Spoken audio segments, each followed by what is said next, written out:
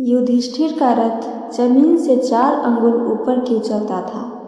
रहस्य जानकर चौंक जाएंगे। आइए सुनते हैं पूरे रहस्य को। कुंती से 3 पुत्र युधिष्ठिर, भीम और अर्जुन हुए, जबकि माद्री से 2 पुत्र नकुल और सहदेव हुए। महाराजा पांडु से विवाह होने के पूर्व कुंती ने भगवान भास्कर की आराधना की थी।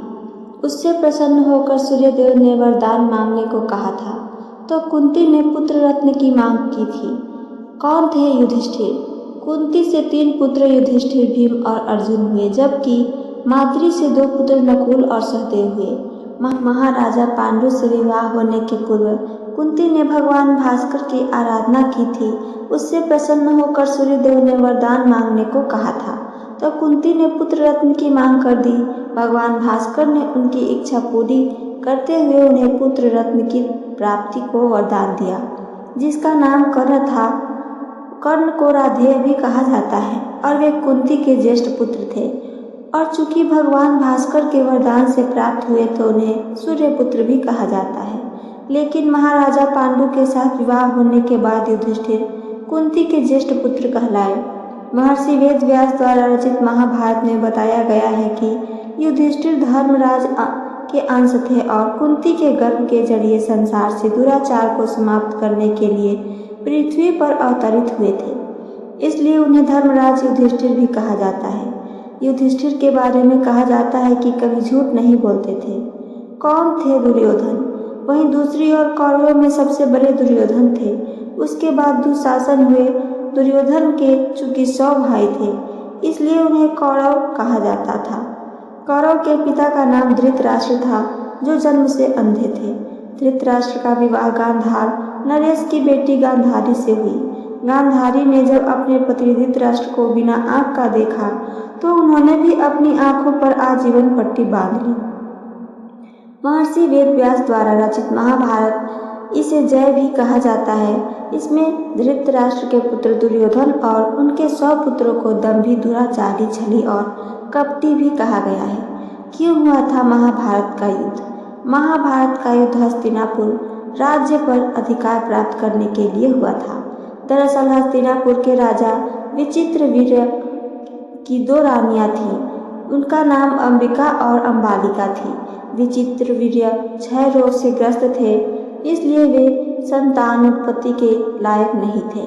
ऐसी स्थिति में महर्षि वेदव्यास ने अपनी दिव्य दृष्टि से उन दोनों रानियों को संतान का वरदान दिया। जिस समय महर्षि वेदव्यास वरदान दे रहे थे, तो अंबिका ने अपनी आंखें बंद कर ली, इसलिए उनके उत्पन्न पुत्र धृतराष्ट्र जन्म से अंधे हो गए। वहीं अंबालिका ने अपने अंगों पर पीली मिट्टी का लेप लगा लिया, तो उनके उत्पन्न पुत्र जन्मजात पांडु रोग यानी पीलिया से ग्रस्त पैदा हुए, इसलिए उन्हें पांडु कहा गया। पांडु विचित्रवीर्य के छोटे बेटे थे, लेकिन धृतराष्ट्र के दृष्टिहीनता की वजह से हस्तिनापुर के सिंहासन पर पांडु को बैठाया गया।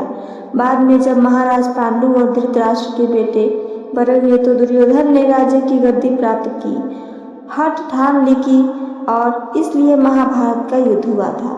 जमीन से 4 उंगल ऊपर उड़ता था युधिष्ठिर का रथ। महर्षि वेदव्यास द्वारा रचित महाभारत में इस बात का जिक्र दिया गया है कि जब हस्तिनापुर राज्य पर अधिकार प्राप्त करने के लिए पांडवों और कौरवों में युद्ध हो रहा था, तो सबके पास अपने अपने रथ थे। पांडवों के सबसे बड़े भाई धर्मराज युधिष्ठिर के पास भी रथ था, जिसके साथ ही इंद्रसेन थे। हालांकि इंद्रसेन से पहले नकुल और सहदेव के मामा मद्रराज शल्य उनके सारथी थे, लेकिन कर्ण का भेद जानने के लिए युधिष्ठिर ने उन्हें कर्ण के रथ के सारथी के तौर पर नियुक्त करवा दिया था। बताया जाता है कि धर्मराज युधिष्ठिर का रथ जमीन से 4 अंगुल ऊपर उड़ता था। इसके पीछे का कारण यह बताया जाता है कि महाराज युधिष्ठिर कभी झूठ नहीं बोलते थे, सत्य आचरण का पालन करते थे और धर्मात्मा थे। इसलिए उनके पुण्य के प्रताप से उनका रथ जमीन से 4 अंगुल ऊपर हवा में उड़ता था। उनके रथ का नाम ही धर्मपथ था। युधिष्ठिर के एक झूठ से जमीन पर आ गया था रथ। महाभारत में इस बात का जिक्र है कि जब हस्तिनापुर राज्य पर अधिकार प्राप्त करने के लिए पांडवों और कौरवों में युद्ध शुरू हुआ, तो भीष्म पितामह को कौरवों का सेनापति बनाया गया था, लेकिन उनके सरसैया पर लेट गए तो गुरु द्रोणाचार्य को कौरवों की सेना का सेनापति बनाया गया। गुरु द्रोण ने पांडवों की सेना में भीषण तबाही मचाई। इसे देखकर भगवान श्री कृष्ण चिंतित हो गए। तब भगवान श्री कृष्ण ने पांडवों से कहा कि गुरु द्रोणाचार्य अपने पुत्र अश्वत्थामा से बहुत प्रेम करते हैं। अगर हम उन्हें यह यकीन दिला दें कि उनके पुत्र का वध हो चुका है तो वे अपने अस्त्र त्याग देंगे। उस अवस्था में उनका वध आसानी से किया जा सकेगा। श्री कृष्ण ने भीम से कहा कि युद्ध भूमि में एक हाथी का नाम अश्वत्थामा है। तुम उसका वध कर दो और द्रोणाचार्य के सामने जाकर कहो कि अश्वत्थामा मारा गया। भीम ने ऐसा ही किया। भीम के मुख से अपने पुत्र की मौत की खबर सुनकर आचार्य द्रोण को विश्वास नहीं हुआ। तब उन्होंने युधिष्ठिर से इसके बारे में पूछा, क्योंकि वे जानते थे कि युधिष्ठिर कभी झूठ नहीं बोलता। गुरु द्रोणाचार्य के पूछने पर युधिष्ठिर न कहा कि अश्वत्थामा मारा गया और उसके बाद धीरे से बोले किंतु हाथी। इसके पहले युधिष्ठिर का रथ पृथ्वी से 4 अंगुल ऊंचा उड़ता था, लेकिन उस दिन के लिए झूठ की वजह से उसका रथ जमीन पर सट गया। ये सब का निष्कर्ष क्या है, आइए जानते हैं। महाभारत की यह गूढ़ प्रेरणादायक कथा केवल युद्ध या वंश के संघर्ष की कहानी नहीं है, बल्कि यह धर्म, सत्य और मानव मूल्यों की कसौटी भी है।